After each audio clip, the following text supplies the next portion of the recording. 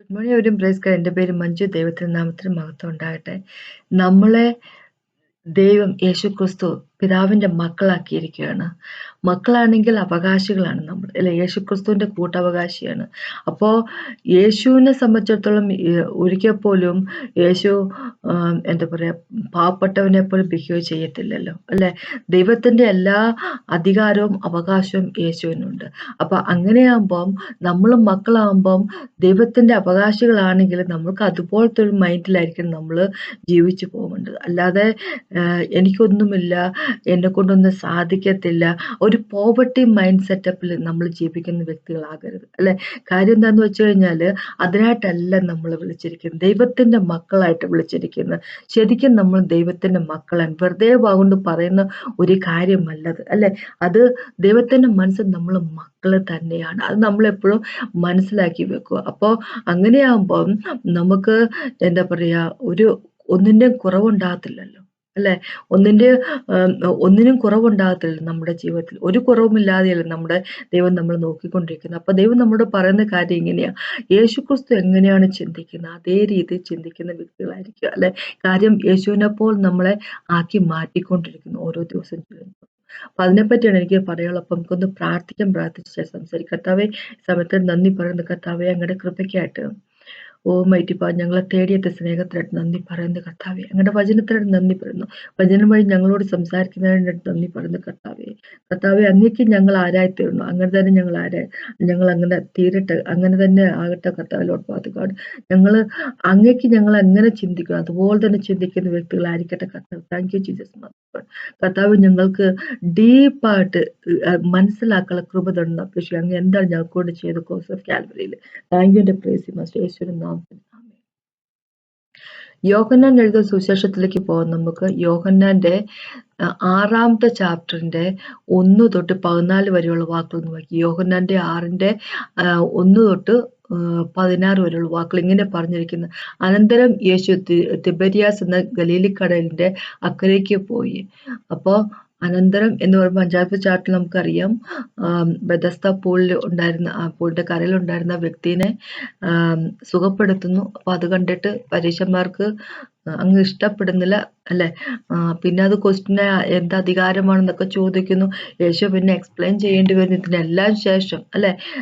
ഇതിനെല്ലാം ശേഷം പിന്നെ യേശു തിബരിയാസ് എന്ന കടലിലേക്ക് പോയി, കടലിന്റെ അക്കരയ്ക്ക് പോയി എന്നാണ് പറയുന്നത്. ഇനി പറയൂ, അവൻ രോഗികൾ ചെയ്യുന്ന അടയാളങ്ങളെ കണ്ടിട്ട് ഒരു വലിയ പുരുഷാരം അവന്റെ പിന്നാലെ ചെന്നു. അപ്പൊ യേശു എവിടെ ഉണ്ടോ അവിടെ രോഗശാന്തിയുമുണ്ട്, അല്ലെ? അപ്പോ അങ്ങനെയാകുമ്പോ സ്പിരിറ്റ് ഓഫ് ഹീൽ എന്ന് പറഞ്ഞ ഹോളി സ്പിരിറ്റ് ഗോഡാണ്. അപ്പൊ യേശു ഉണ്ടെങ്കിൽ ഹോളി സ്പിരിറ്റ് ഗോഡ് ഉണ്ടാവും. അപ്പൊ യേശു മനുഷ്യനായിട്ട് ലോകത്തിലുണ്ടായിരുന്ന സമയത്ത്, അല്ലെ? ഇന്ന് പിതാവിന്റെ വലഭാഗത്താണ്, പക്ഷെ ലോകത്തുണ്ടായിരുന്നപ്പോൾ ഒരുപാട് പേരെ സുഖപ്പെടുത്തി. അത് കണ്ടിട്ട് പലരും യേശുവിനെ ഫോളോ ചെയ്തു, അല്ലെ? 3-ാമത്തെ വാക്ക്, യേശു മലയിൽ കയറി ശിഷ്യന്മാരുടെ കൂടെ അവിടെ ഇരുന്നു. യഹൂദന്മാരുടെ പെസഹ പെരുന്നാൾ അടുത്തിരുന്നു. യേശു വലിയൊരു പുരുഷാരം തന്റെ അടുക്കൽ വരുന്നത് കണ്ടിട്ട് ഫിലിപ്പോസിനോട്, ഇവർക്ക് തിന്നുവാൻ നാം എവിടെ നിന്നു അപ്പം വാങ്ങും എന്ന് ചോദിച്ചു. അത് അവനെ പരീക്ഷിപ്പാൻ അത്ര ചോദിച്ചത്. ഞാൻ എന്തു ചെയ്യുവാൻ പോന്നു എന്നു താൻ അറിഞ്ഞിരുന്നു. ഫിലിപ്പോസ് അവനോട്, ഓരോരുത്തരും അല്പം ലഭിക്കേണ്ടതിന് 200 പണത്തിന് അപ്പം മതിയാകയില്ല എന്നുത്തരം പറഞ്ഞു. ശിഷ്യന്മാരിൽ ഒരുത്തനായ ശീമോൻ പത്രോസിന്റെ സഹോദരൻ അന്ത്രയോസ് അവനോട്, അവിടെ ഒരു ബാലകനുണ്ട്, അവന്റെ പക്കൽ 5 യവത്തപ്പവും 2 മീനും ഉണ്ട്, എങ്കിലും ഇത്ര പേർക്ക് അത് എന്തുള്ളൂ എന്ന് പറഞ്ഞു. ആളുകളെ ഇരുത്തുവിൻ എന്ന് യേശു പറഞ്ഞു. ആ സ്ഥലത്ത് വളരെ പുല്ലുണ്ടായിരുന്നു. 5000-ഓളം പുരുഷന്മാരിരുന്നു. പിന്നെ യേശു അപ്പം എടുത്തു വാഴ്ത്തി ഇരുന്നവർക്ക് പങ്കിട്ട് കൊടുത്തു. അങ്ങനെ തന്നെ മീനും വേണ്ടുന്നിടത്തോളം കൊടുത്തു. അവർക്ക് തൃപ്തിയായ ശേഷം അവർ ശിഷ്യന്മാരോട്, ശേഷിച്ച കഷ്ണം ഒന്നും നഷ്ടമാകാതെ ശേഖരിപ്പൻ എന്ന് പറഞ്ഞു. 5 യവത്തപ്പത്തിൽ നിന്ന് ശേഷിച്ച കഷ്ണം അവർ ശേഖരിച്ചു 12 കൊട്ട നിറച്ചെടുത്തു. അവർ ചെയ്ത അടയാളം ആളുകൾ കണ്ടിട്ട്, ലോകത്തിലേക്ക് വരുവാനുള്ള പ്രവാചകൻ ഇവൻ ആകുന്നു എന്ന് സത്യം പറഞ്ഞു. അപ്പോൾ നമുക്കറിയാം, ഇവിടെ ദൈവം ഫിലിപ്പോസിനെ പരീക്ഷിച്ചത് മാത്രമല്ല, നമ്മൾക്ക് ഒരു വലിയ ഒരു സത്യം വെളിപ്പെടുത്തി തരുവാണ് ചെയ്യുന്നത്. അപ്പൊ ഫിലിപ്പോസിനോട് യേശുക്രിസ്തു ചോദിക്കുന്നു, ഫിലിപ്പോസ് ഇത്രയും പേർക്ക് എങ്ങനെ ഭക്ഷണം കൊടുക്കും? ദൈവം ഒരു ക്വസ്റ്റ്യൻ നമ്മളോട് ചോദിക്കുന്നുണ്ടെങ്കിൽ, ദൈവം നമ്മളോട് ഒരു കാര്യത്തെപ്പറ്റി സംസാരിക്കുന്നുണ്ടെങ്കിൽ, എന്താന്ന് വെച്ച് കഴിഞ്ഞാല് ദൈവത്തിന് ഉത്തരം അറിയത്തില്ലാത്തോണ്ടല്ല നമ്മളോട് ചോദിക്കുന്നത്. ദൈവം നമ്മളോട് കാര്യം ചെയ്യാൻ പറയുമ്പം അത് നമ്മളുടെ ശക്തിയില് ചെയ്യാനല്ല പറയുന്നത്. മനുഷ്യരുടെ ശക്തിയിൽ ദൈവത്തിന്റെ വർക്ക് ചെയ്യാൻ സാധിക്കത്തില്ല. മനുഷ്യർക്ക് ദൈവത്തിന്റെ വർക്ക് ചെയ്യാൻ സാധിക്കത്തില്ല. ദൈവം ഹെൽപ്പ് ചെയ്യുന്നില്ല എങ്കിൽ. ദൈവത്തിന്റെ എല്ലാ മിനിസ്ട്രിയും നടക്കുന്ന ഹോളി സ്പിരിറ്റ് ഗോഡ് വഴിയാണ്. മനുഷ്യരുടെ ശക്തി കൊണ്ട് മിനിസ്റ്റർ ചെയ്യുമ്പോൾ അത് ഫ്ലോപ്പായി പോകും. അത് ഫ്ലോപ്പായി പോകുന്നത് കാണുന്നത് അല്ലെ. അപ്പൊ നമുക്കറിയാം ദൈവം നമ്മെ ഇങ്ങനെ പറഞ്ഞിട്ടുണ്ട്, നെല്ലും പതിരും ഒരുമിച്ച് അങ്ങോട്ട് വളർന്നോട്ടെ അല്ലെ. വീറ്റും ടയറും ഒരുമിച്ച് അങ്ങോട്ട് വളർന്നോട്ടെ. അത് അവസാനം അത് കൊയ്ത്തിന്റെ കാലത്ത് ദൈവം അത് തിരിക്കാൻ പോകുന്നത് അല്ലെ. അപ്പോ നമ്മളുടെ ഇടയിലും പലരും വർക്ക് ചെയ്യുന്നുണ്ട് ദൈവത്തിന് വേണ്ടി. ദൈവത്തിന്റെ ആത്മാവില്ല വർക്ക് ചെയ്യുന്നുണ്ട്. പക്ഷെ അത് ദൈവം അതിനെ നശിപ്പിച്ചു കളയുന്ന സമയം വരുന്നുണ്ട് അല്ലെ. അത് വേറെ കാര്യം. അപ്പൊ അതിനെപ്പറ്റിയല്ല പറയുന്നത്. ഇവിടെ ദൈവം ഫിലിപ്പോസിനോട് ഒരു ക്വസ്റ്റ്യൻ ചോദിക്കുക, ഫിലിപ്പോസെ ഇനി എങ്ങനെ ഇത്രയും പേർക്ക് ഭക്ഷണം കൊടുക്കുക? ഫിലിപ്പോസ് തന്റെ അറിവ് വെച്ചിട്ട് പറഞ്ഞു, എന്താ പറയുന്നത്, ഓരോരുത്തർക്ക് അല്പം ലഭിക്കേണ്ടത് 200 പണത്തിന് അപ്പം മതിയാകയില്ല എന്ന് ഉത്തരം പറഞ്ഞു. അപ്പൊ 200 പണം എന്നാണ് ഇവിടെ പറഞ്ഞിരിക്കുന്നത്. ഇംഗ്ലീഷ് ബൈബിൾ പറഞ്ഞിരിക്കുന്നത് ഡിനാരീസ് എന്ന് പറഞ്ഞിരിക്കുന്നത്. ഒരു ഡിനാരി ഒരു ദിവസത്തെ കൂലിയാണ്. അപ്പൊ അങ്ങനെയാകുമ്പോ 200 ദിവസത്തെ അല്ലെ, 200 ദിവസത്തെ കൂലി കൊണ്ട് പോലും തികയത്തില്ല ഇത്രയും പേർക്ക് കൊടുക്കുന്നതിന് വേണ്ടി. ആൻഡ്രു അല്ലെ, സൈമൺ പീറ്ററിന്റെ സഹോദരനായ അന്ത്രയോസ് അല്ലെങ്കിൽ ആൻഡ്രൂസ് പറയുന്ന ഇവിടുത്തെ 5 അപ്പം ഉണ്ട്, 2 മീനുമുണ്ട്. അപ്പം ഈ ഫിലിപ്പോസും ആൻഡ്രൂവും അവര് ഇല്ലായ്മയെ പറ്റിയാ പറയുന്നത് അല്ലെ. 200 ദിവസത്തെ കൂലി കൊണ്ട് നമുക്ക് ഇവർക്ക് ഫീഡ് ചെയ്യാൻ പറ്റത്തില്ല, ഇവർക്ക് കൊടുക്കാൻ പറ്റത്തില്ല. ആകപ്പാടെ 5 അപ്പവും 2 മീനും മാത്രമേ ഉള്ളൂ. ഫിലിപ്പോസിനും ആൻഡ്രൂസിനും കാണാൻ പറ്റിയത്, ഫിലിപ്പിനും ആൻഡ്രൂവിനും കാണാൻ പറ്റിയത് അവിടത്തെ ഇല്ലാഴികയാണ് അല്ലെ. അവിടുത്തെ ഇല്ലാഴികയാണ്. അപ്പോൾ ഒരു സമയത്തെ കാര്യം ഒന്ന് ഓർത്ത് നോക്കുക. ഫിലിപ്പും ആൻഡ്രൂവും ഒക്കെ ഓപ്പറേറ്റ് ചെയ്തിരുന്ന ജഡത്തിന്റെ സ്വഭാവത്തിലുണ്ട്. കാരണം അവർക്ക് അന്ന് ഹോളി സ്പിരിറ്റ് ഗോഡിനെ ദൈവം കൊടുത്തിട്ടില്ല. യേശുവിന്റെ ഉയർത്തെഴുന്നേൽപ്പിനും മരണത്തിനും ഉയർത്തെഴുന്നേൽപ്പിന് ശേഷമുള്ള ഹോളി സ്പിരിറ്റ് ഗോഡ് സ്ഥിരമായിട്ട് നമ്മുടെ ഉള്ളിൽ വസിക്കാൻ തുടങ്ങിയത്. അപ്പൊ അതുവരെ ജഡത്തിന്റെ സ്വഭാവത്തിൽ. അപ്പൊ ഇവർ ജഡത്തിന്റെ സ്വഭാവത്തിൽ ഇങ്ങനെ ജീവിക്കുമ്പോൾ ഇവർക്ക് ആ ഒരു കുറവുള്ളത് മാത്രമേ കാണാൻ പറ്റുന്നുള്ളൂ. ലിമിറ്റേഷൻ മാത്രമേ കാണാൻ ഇവർക്ക് പറ്റുന്നുള്ളൂ അല്ലെ. ഇത്രയും പേർക്ക് 200 എന്താ പറയാ ദിവസത്തെ കൂലി കൊണ്ട് പറ്റത്തില്ല, 5 അപ്പം കൊണ്ട് പറ്റത്തില്ല. അങ്ങനെ ഒരു ലാക്ക് അല്ലെ, അത് മാത്രമാണ് അവർക്ക് കാണാൻ മനസ്സിലാകുന്നത്. പക്ഷെ യേശുക്രിസ്തു എവിടെ എന്തെങ്കിലും കാര്യത്തിന് ലിമിറ്റ് ഉണ്ട്. യേശു അന്നും മനുഷ്യന്റെ ഫോമിലായിരുന്നെങ്കിൽ പോലും മനസ്സിലാക്കി യേശു full of holy spirit god ആയിരുന്നു. ഹോളി സ്പിരിറ്റ് ഗോഡ് കൊണ്ടാൽ നിറഞ്ഞിരുന്നു. 2ാമത്തെ ചാപ്റ്ററിന് കൊളോഷ്യൻ 2:9 അങ്ങനെ പറഞ്ഞിരിക്കുന്നു. ഫുൾനെസ് ഓഫ് ഗോഡ് ഹഡ് ഉണ്ടായിരുന്നു എന്നാ പറഞ്ഞു. ദൈവത്തിന്റെ ആ കംപ്ലീഷൻ യേശുക്രിസ്തുവിലുണ്ടായിരുന്നു. അപ്പൊ യേശു എപ്പോഴും ജീവിച്ചുകൊണ്ടിരുന്ന സ്പിരിച്വൽ ആയിട്ട് ഹോളി സ്പിരിറ്റ് ഗോഡിനാൽ നയിക്കപ്പെട്ട് കൺട്രോൾ ചെയ്തിട്ടാണ് യേശുക്രിസ്തു ജീവിച്ചുകൊണ്ടിരുന്നത്. അപ്പൊ യേശുവിനെ സംബന്ധിച്ചിടത്തോളം 5 അപ്പവും 2 മീനും ഒന്നും ഒരു കാര്യമല്ല അല്ലെ. കാര്യം എന്താന്ന് വെച്ച് കഴിഞ്ഞാൽ ഒന്നുമില്ലാഴികയെന്ന് എല്ലാത്ത സൃഷ്ടിക്കാൻ കഴിവുള്ളവനാണ് യേശുക്രിസ്തു. സ്പിരിച്വൽ ആയിരിക്കും അങ്ങനെ നമുക്ക് ചിന്തിക്കാൻ സാധിക്കത്തുള്ളൂ. സ്പിരിറ്റ് നമുക്ക് പറഞ്ഞ് മനസ്സിലാക്കി തരും ദൈവത്തിന്റെ മഹത്വത്തെ പറ്റി അല്ലെ.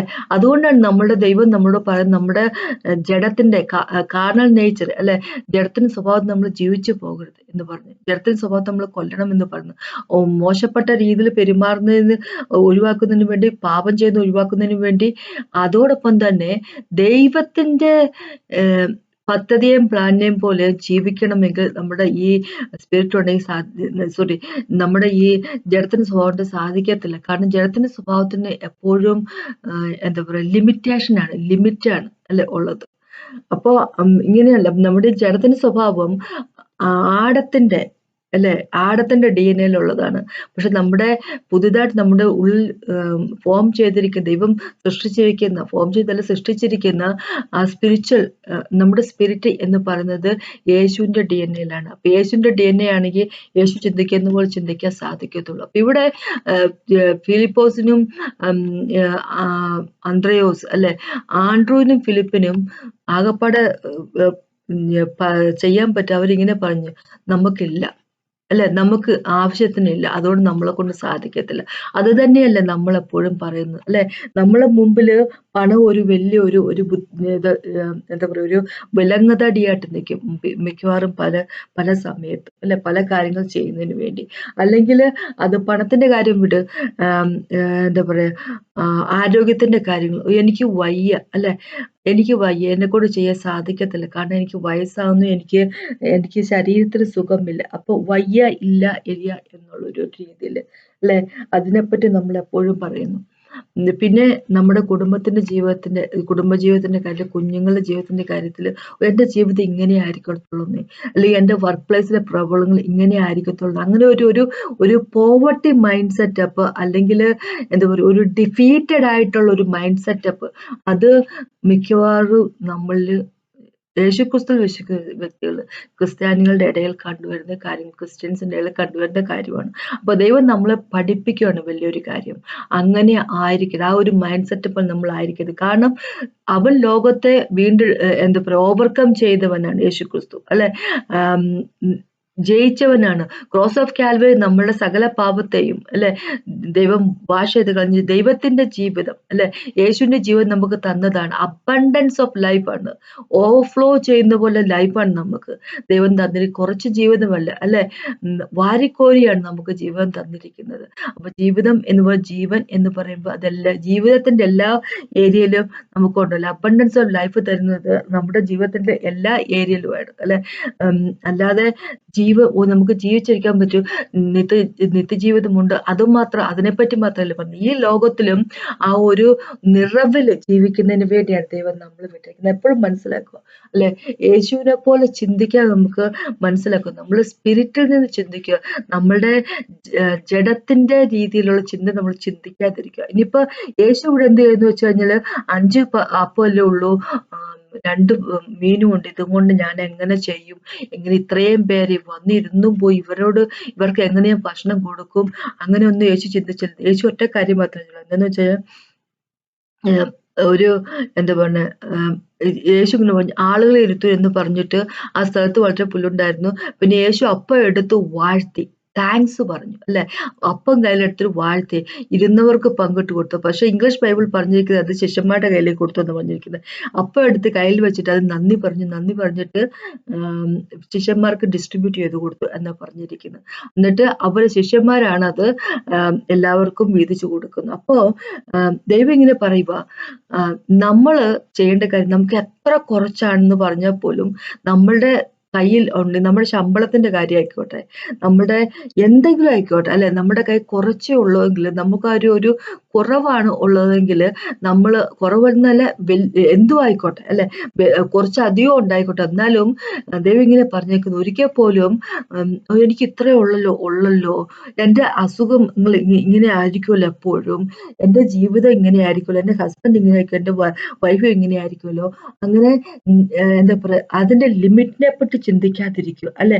എനിക്ക് എന്റെ സാലറി ഇത്രയേ ഉള്ളല്ലോ, എനിക്ക് പ്രൊമോഷൻ കിട്ടത്തില്ലായിരിക്കുമല്ലോ, അങ്ങനെ അതിനെ കുറച്ച് കാണാതിരിക്കുക.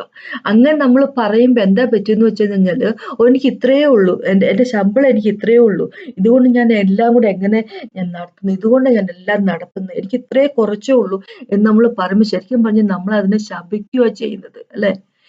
ശപിക്കുക നമ്മൾ ചെയ്യുന്നത്. യേശുക്രിസ്തു എന്താ ചെയ്തത്? അപ്പം എടുത്ത് 5 അപ്പേ ഉള്ളു, ഒന്നും തികയത്തില്ല. ഒരു കുഞ്ഞു കൊച്ചിന്റെ 5 അപ്പമാന്ന് വിചാരിച്ചോ, നമ്മൾ കഴിക്കുന്ന പോലെ എന്താ പറയാ നിറച്ചും അല്ലല്ലോ. ഒരു ചെക്കന്റെ ബാലകന്റെ അപ്പമല്ലേ, കുറച്ചല്ലേ കാണത്തുള്ളൂ അല്ലെ? പക്ഷെ അതിനെ കുറവായിട്ട് കാണാതെ അതിന് നന്ദി പറഞ്ഞു അല്ലെ? നന്ദി പറയുന്ന ഒരു മനസ്സുണ്ടായിരിക്കുക. എത്ര കുറച്ച് കാര്യം ആയിക്കോട്ടെ നമ്മുടെ കയ്യിലുള്ളത്, നമ്മുടെ ജീവിതത്തിൽ എന്തോ ആയിക്കോട്ടെ, പക്ഷെ എന്നാലും അതിന് നന്ദി പറയുന്നവര് ആയിരിക്കുക. ഒന്നാമത്തെ കാര്യം ദൈവം നമ്മളെ കാണിച്ചിരുന്നത് എന്താന്ന് വെച്ചാൽ നമ്മുടെ ജഡത്തിന്റെ സ്വഭാവത്തില് നമ്മള് ജീവിക്കാതിരിക്കുക. കാരണം ജഡത്തിന്റെ കണ്ണ് വെച്ച് നോക്കുമ്പോൾ നമുക്ക് കുറവേ കാണാൻ പറ്റത്തുള്ളൂ. എല്ലാം ലിമിറ്റായിട്ടേ നമുക്ക് കാണാൻ പറ്റത്തുള്ളൂ. നമ്മുടെ പ്രാരാബ്ദങ്ങളെ കാണാൻ പറ്റത്തുള്ളൂ. നമ്മുടെ നമ്മുടെ കഴിവില്ലാഴിക മാത്രമേ കാണാൻ പറ്റത്തുള്ളൂ. പക്ഷെ ദൈവം പറഞ്ഞിരിക്കുക ക്രോസ് ഓഫ് കാൽവറിയിൽ ബേസ്ഡ് ആയിട്ടുള്ള ജീവിതമായിരിക്കട്ടെ നമ്മൾ ജീവിക്കുന്നത്. അവിടെ ഒന്നിനും ലിമിറ്റ് ഇല്ല അല്ലെ?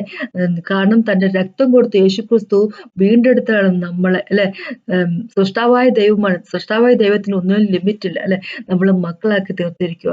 ഇനി നേരത്തെ ഞാൻ പറഞ്ഞ പോലെ ഇംഗ്ലീഷ് ബൈബിളിൽ എഴുതി വെച്ചേക്കുന്ന ഇപ്പൊ NKJV പോലുള്ളത് എഴുതി വെച്ചിരിക്കുന്നത് എന്താന്ന് വെച്ച് കഴിഞ്ഞാൽ യേശുക്രിസ്തു അപ്പം എടുത്തിട്ട് നന്ദി പറഞ്ഞിട്ട് ശിഷ്യന്മാരുടെ കയ്യിലേക്ക് കൊടുക്കുന്നു. ശിഷ്യന്മാരത് ഡിസ്ട്രിബ്യൂട്ട് ചെയ്യാൻ എല്ലാവർക്കും വീതിച്ചു കൊടുക്കാൻ തുടങ്ങുന്നു. അപ്പോഴാണിത് മൾട്ടിപ്ലിക്കേഷൻ വരുന്നത് അല്ലെ. ഇവിടെ പറഞ്ഞിരിക്കുന്നത് യേശു വാഴ്ത്തി ഇരുന്നവർക്ക് പങ്കിട്ട് കൊടുത്തു. യേശു പങ്കിട്ട് കൊടുത്തു എന്ന് പറയുന്നത്. എന്നാലും രണ്ട് ഇംഗ്ലീഷ് ബൈബിളാണെങ്കിലും മലയാളം ബൈബിളാണെങ്കിലും എങ്ങനെയാന്ന് പറഞ്ഞാലും യേശു അത് കൊടുക്കാൻ തുടങ്ങിയപ്പോഴാണ് മൾട്ടിപ്ലിക്കേഷൻ ഉണ്ടായത് അല്ലെ. അപ്പൊ ദൈവം പറയുന്നത് എന്താന്ന് വെച്ചാൽ, നമ്മോട് പറയുന്നതെന്ന് വെച്ചാല്, നമ്മുടെ കയ്യിൽ എന്തേലും ഉണ്ടോ അല്ലെങ്കിൽ നമ്മുടെ ജീവിതം എങ്ങനെയായിരിക്കും, അത് നമ്മള് ദൈവത്തിന് നന്ദി പറയുന്നവരായിരിക്കുക. പ്രത്യേകിച്ച് നമ്മുടെ പണത്തിന്റെ കാര്യത്തില് നമ്മൾ എന്താന്ന് വെച്ചാൽ നമ്മൾ കൊടുക്കാൻ മനസ്സുള്ള വ്യക്തികളായിരിക്കും അല്ലെ. നമുക്ക് രണ്ടാമത്തെ കൊരിന്ത്യർക്ക് എഴുതിയ ലേഖനത്തില് 9ാമത്തെ ചാപ്റ്ററിലൊക്കെ ഇങ്ങനെ പറഞ്ഞിരിക്കുന്നത്, നമ്മൾ ചിയർഫുൾ ആയിട്ടുള്ള ഗീവേഴ്സിന് ദൈവം നോക്കുന്നു അല്ലെ. അപ്പൊ നമ്മൾ ചിയർഫുൾ ആയിട്ടുള്ള ഗീവേഴ്സ് ആകുമ്പോൾ ദൈവം നമ്മുടെ ജീവിതത്തിലേക്ക് ഗ്രേസ് കൊണ്ടുവരിക തന്നെ ചെയ്യും അല്ലെ. നമുക്ക് എന്താ പറയണേ, എല്ലാ സമയത്തും എല്ലാം ഉണ്ടായിരിക്കും അതിനായിട്ട് അല്ലെ. നമ്മുടെ മനസ്സിൽ നിന്ന് നമുക്ക് കൊടുക്കാൻ സാധിക്കും മനസ്സുള്ള വ്യക്തികളാണെങ്കിൽ അല്ലെ. അകമഴിഞ്ഞ് നമുക്ക് ചെയ്യാൻ മനസ്സുള്ള വ്യക്തികളാണ് ദൈവം അത് ചെയ്യുന്ന വ്യക്തികളാണെങ്കിൽ അല്ലെ, ദൈവം അതിന് തക്കതായിട്ടുള്ള പ്രതിഫലം തരുക തന്നെ ചെയ്യും. അപ്പൊ നമ്മളുടെ ജീവിതം പ്രോസ്പെറസ് ആകണമെങ്കിൽ അല്ലെ, ഇങ്ങനെ പറഞ്ഞിരിക്കുന്നത് അതേ ചാപ്റ്റർ തന്നെ 2 കൊരിന്ത്യരുടെ 9 തന്നെ ഇങ്ങനെ പറഞ്ഞിരിക്കുന്നത്, എന്താ വിതയ്ക്കുന്നവന് വിതയ്ക്കാനുള്ള വിത്തും ഭക്ഷണം നമുക്ക് ഉണ്ടാക്കുന്നതിനുള്ള ബ്രെഡിനായിട്ടുള്ള എന്താ പറയുക സീഡും കൊടുക്കുന്നത് ദൈവം തന്നെ. വിതയ്ക്കുന്നതിന് വേണ്ടിയല്ല, അതുപോലെ ബ്രെഡിനായിട്ടുള്ള സീഡ് കൊടുക്കുന്ന ദൈവം തന്നെ. അപ്പൊ ആ ദൈവത്തിന് നമ്മൾക്ക് ആവശ്യമുള്ളതും അതിനേക്കാൾ അധികം തരാനും സാധിക്കും. ദൈവം ഇവിടെ തന്നെ കണ്ടില്ല, 5 അപ്പം കൊണ്ട് 5000 പേര് ഭക്ഷണം കൊടുത്തതിന് ശേഷം 5000 തന്നെ പുരുഷന്മാർ. അത് കഴിഞ്ഞിട്ടും ഒരുപാട് സ്ത്രീകളും കാണും കുഞ്ഞുങ്ങളൊക്കെ കാണുമല്ലോ അവിടെ. അപ്പോ ഇങ്ങനെയല്ലേ പറയുന്നത്, 5000 പേർക്ക് ഭക്ഷണം കൊടുത്ത് കഴിച്ചതിന് ശേഷം, അല്ലെങ്കിൽ അവിടെ ഉണ്ടായിരുന്ന എത്ര പേരുണ്ടോ അത്രയും ഭക്ഷണം കഴിച്ചതിന് ശേഷം പിന്നെയും 12 കൊട്ടയ്ക്കകത്ത് ആവശ്യം ഉള്ളത് എടുക്കാൻ പറ്റി എന്ന് പറഞ്ഞിരിക്കുന്നത്. എന്ന് വെച്ച് കഴിഞ്ഞാല് എന്താ പറയുക, ലാവിഷായിട്ട് ഒരുപാട് അല്ലെ ദൈവം തരുവാണ് ചെയ്യുന്നത്. അപ്പൊ അതാണ് ദൈവത്തിന്റെ സ്വഭാവം. അപ്പൊ അവര് ഡിസ്ട്രിബ്യൂട്ട് ചെയ്യാൻ തുടങ്ങിയപ്പോ, അവർ കൊടുക്കാൻ തുടങ്ങിയപ്പോഴാണ് മൾട്ടിപ്ലിക്കേഷൻ തുടങ്ങിയത്. മൾട്ടിപ്ലൈ ചെയ്യുക എന്നുള്ളതാണ് നമ്മളെ പറ്റി ദൈവത്തിന്റെ ഉദ്ദേശം അല്ലെ. അപ്പൊ ജനസസിന്റെ ഉൽപ്പത്തിന് 1 അത് തന്നെ നമ്മളെ പറ്റി പറഞ്ഞിരിക്കുന്നത് അല്ലെ. ഫ്രൂട്ട്ഫുൾ ആൻഡ് മൾട്ടിപ്ലൈ എന്ന് പറയാ, പെറ്റുവരുക അല്ലെ. അങ്ങനെ എന്ന് വെച്ചാൽ എന്താ പറയാ, വളരുക. അതാണ് ദൈവത്തിന്റെ ആഗ്രഹം നമ്മളെ പറ്റി ഉള്ളത്. അത് എന്താന്ന് പറഞ്ഞാലും അല്ലെ.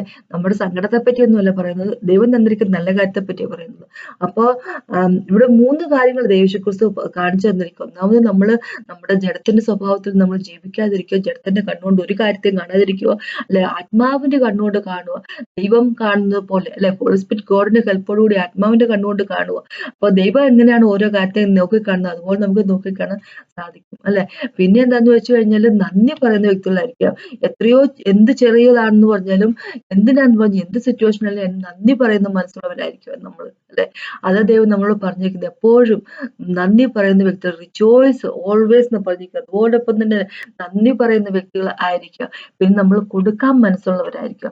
കൊടുക്കുമ്പോഴാണ് മൾട്ടിപ്ലിക്കേഷൻ നടക്കുന്നത് അല്ലെ.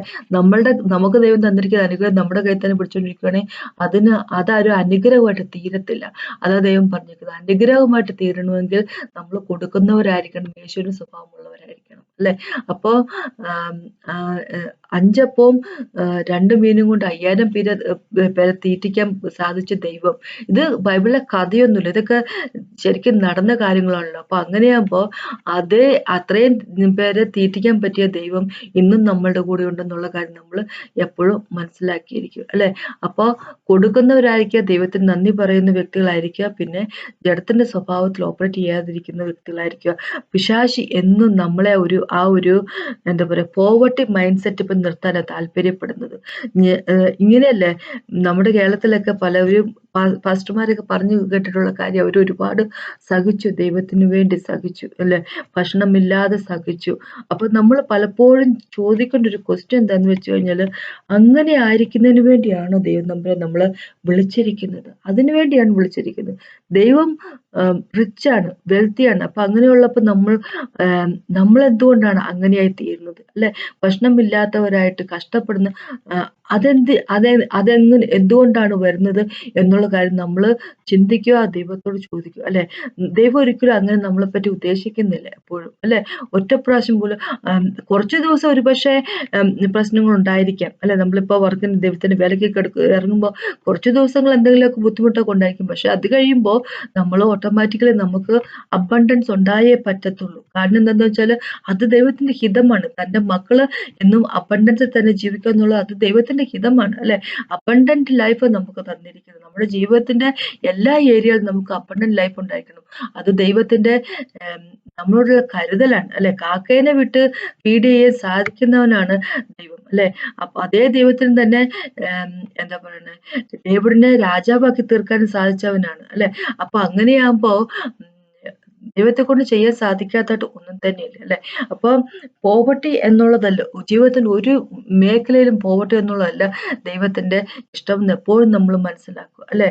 നമ്മൾ കുറച്ച് പാവപ്പെട്ടവരായിരുന്നാല് അല്ലെങ്കിൽ ഇന്ന് കഞ്ഞി വെച്ച് നാളെ കഞ്ഞി വെക്കാൻ കാശില്ലാത്ത വ്യക്തികളാണെങ്കിൽ നമ്മൾ ഭയങ്കര സ്പിരിച്വൽ ആവും, വിശ്വാസം കൂടും എന്നൊന്നും വിചാരിച്ചോണ്ടിരിക്കരുത്. അതൊന്നും അല്ല. നമ്മൾ ഭക്ഷണം കഴിക്കാതെ കിടക്കുന്നു, അതൊന്നും അല്ല നമ്മുടെ വിശ്വാസത്തിന്റെ, അല്ല ദൈവത്തിന്റെ അനുഗ്രഹത്തിന്റെ, അല്ലെങ്കിൽ എന്താ പറയുക, സ്പിരിച്വാലിറ്റിയുടെ ഒന്നും മാനദണ്ഡം എന്ന് പറഞ്ഞാൽ നമ്മൾ ഭക്ഷണം കഴിക്കുന്നു, ഭക്ഷണം കഴിക്കുന്നില്ലേ എന്നുള്ളത് ബേസ്ഡ് ആയിട്ടുള്ളതല്ല, വിശ്വസിക്കുന്നുണ്ടോ ഇല്ലയോ എന്നുള്ളത് മാത്രമാണ്, അല്ലെ? ദൈവം പറഞ്ഞിരിക്കുന്ന ഒരു കാര്യം എന്താണെന്ന് വെച്ചാൽ ദൈവത്തിന്റെ മക്കൾ നശിച്ചു പോകുന്നു, എന്താ പറയാ, ലാക്ക് ഓഫ് നോളജ്, അറിവില്ലാഴിയെ കൊണ്ട് എന്നാ പറഞ്ഞിരിക്കുന്നത്. അപ്പൊ ദൈവം എന്താണ് നമുക്കൊണ്ട് ചെയ്ത് ക്രോസ് ഓഫ് കാൽവറി ചെയ്യുന്നുള്ളതിനെ പറ്റി അറിവുള്ളവരായിരിക്കുക, അല്ലെങ്കിൽ നമ്മൾ എന്നും കഷ്ടപ്പാടിലായിരിക്കും. അപ്പോൾ അതിനെപ്പറ്റിയാണ് എനിക്ക് പറയാനുള്ളത്. അപ്പൊ നമുക്കൊന്ന് പ്രാർത്ഥിച്ചു. കർത്താവ് സമയത്താണ് നന്ദി പറയുന്നത്. കർത്താവ്, താങ്ക് യു ജീസസ് മാസ്റ്റർ. അങ്ങയുടെ കൃപയ്ക്കായിട്ട് ഞങ്ങൾക്ക് വേണ്ടി ജീവിച്ചതിനായിട്ട്, ഞങ്ങൾക്ക് വേണ്ടി മരിച്ചതിന് ഉയർത്തെഴുന്നേറ്റിട്ട് നന്ദി പറയുന്നത് കർത്താവിലോട്ട് വാക്കുകൾ ഞങ്ങൾക്കെല്ലാം കർത്താവെ അനുഗ്രഹത്തോടുകൂടി അങ്ങ് തന്നിട്ടുണ്ട് കർത്താവെ. അങ്ങയോടുള്ള വിശ്വാസത്താൽ കർത്താവിലോട്ട് ഞങ്ങൾക്ക് നേടിയെടുക്കേണ്ട കാര്യം മാത്രമേ ഉള്ളൂ. Thank you Jesus master. ഈ ലോകത്ത് നല്ലൊരു ജീവിതത്തിൽ ആൻഡ് ഗോൾഡൻസ് ആയിട്ടുള്ള കാര്യങ്ങളെല്ലാം അങ്ങ് ചെയ്തു തന്നിരിക്കുന്നു. പ്രൈസ് ആൻഡ് വർഷിപ്പ് യു എന്നെ കേട്ടോണ്ടിരിക്കുന്ന ആൾക്കാരെ ഒട്ട് പ്രാർത്ഥിക്കുന്നു കർത്താവെ. അനുഗ്രഹിക്കുന്ന അപേക്ഷിച്ച് ഞങ്ങൾ ഒരാൾ പോലും കർത്താവെ ആ പോവർട്ടി മൈൻഡ് സെറ്റപ്പോടുകൂടി, അല്ലെങ്കിൽ അത് അങ്ങനെ പോവർട്ടി മൈൻഡ് സെറ്റപ്പിൽ ഞങ്ങൾ ജീവിക്കുമ്പോൾ കർത്താവ് ഞങ്ങൾ പിശാചിന് ഞങ്ങൾ വാതിൽ തുറക്കുമ്പോൾ ചെയ്യുന്ന കർത്താവ് അങ്ങനെ ജീവിക്കുന്ന വ്യക്തികളാകാതിരിക്കട്ടെ കർത്താവ്. അങ്ങ് എന്താണ് ഞങ്ങൾക്ക് വേണ്ടി ചെയ്തു തന്നിരിക്കുന്നത് എന്നുള്ള അറിവോട് കൂടി തന്നെ കർത്താവ് ജീവിക്കാൻ തന്നെ കേട്ടൻ തന്നെ ദൈവത്തെ മാത്രം ഉണ്ടായിരുന്നു.